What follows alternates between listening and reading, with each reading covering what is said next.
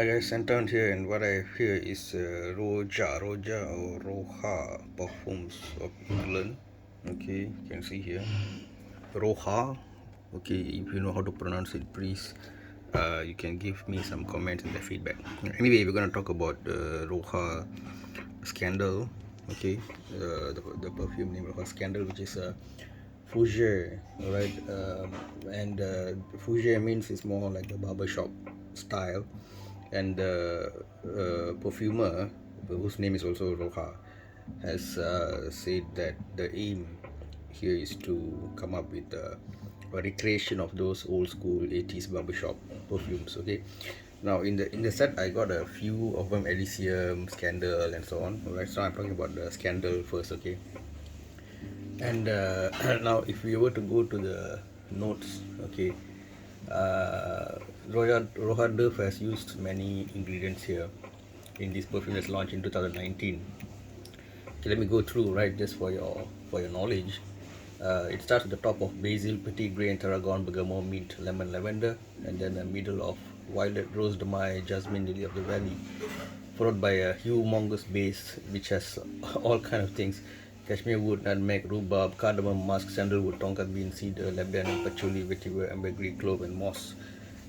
So whether you need to throw in so many things, I don't know. I guess because these are very expensive niche perfumes, they try to use more authentic ingredients and maybe even many ingredients. Okay, which not necessarily means a better perfume, but I can see the quality definitely when you spray it on. The quality of the ingredient, when you smell, you know it's authentic ingredients. But the key question is whether the ingredients are nice or not, nice and pleasant or not. So now that's where the controversy comes in, because we've got two big schools of thought here. One group feels that it's strong, it's nice, it's even in fact it gives them compliments, maybe based on the skin chemistry. They love it. But then there's still a big crowd who feel that this is going in the direction of Kuros by YSL. It's got the skanky thing going on, which I felt as well. And you might think that they're using things like the old school, civet, the animal mask and all this, but if you see the ingredients, it's not written there. Okay, but I do wonder whether he had quietly put in some old school animalic ingredients inside there. It has some moss and all that as well, or is it that two notes are clashing? For example, excess sandalwood, which especially after being stored, it might come out with a skanky smell maybe. So I'm getting that skankiness.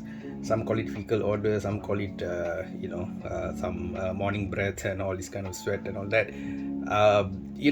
Some people, they like it, because it's like, you can say it's stimulant. It wakes you up. It's just like, what's that? But of course we don't want to watch that in a negative way.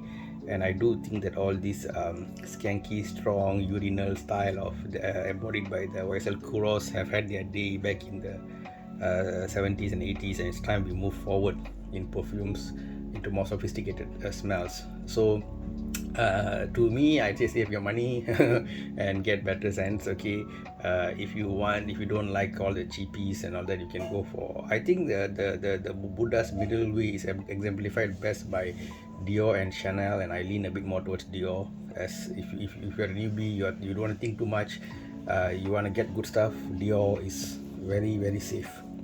Okay, but if you are curious, or if you tried all the mainstream, you want to go beyond, then of course all this niche comes in. But at the same time, now Roja, I must congratulate them for making an effort to make this kind of accessible 2 ml sets, so you can experiment and you can smell a few of them and decide, okay, this is what I want, because it's very expensive. So I hope all niche perfumers will make an effort to make accessible sets like this, so that the consumer or the collector can make informed judgments and buy suitable products from them, and they also will gain knowledge about the customer's taste and produce more of what customers want. This is a win-win for both parties. Otherwise, if they just make perfumes costing $300, $200 per bottle, and people buy and have a bad experience, then it's gonna of course drive sales down, right? So I hope all perfumers, whoever it is who does niche, Creed and all these people, will come up with this kind of sets that's accessible and allow the customers to make informed judgment.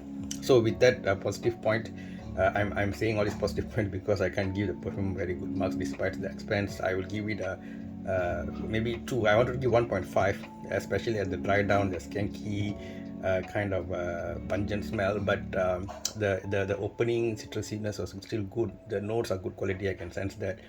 So I'm giving it a two. The price also is too high. So so at the end of the day, it's 2 out of 5, guys, for Scandal by Roja Parfum. There's a female version as well, but I'm just talking about the male perfumes in this one. Okay, guys, that's it from scenthound. Take care. Give your comments. Bye bye.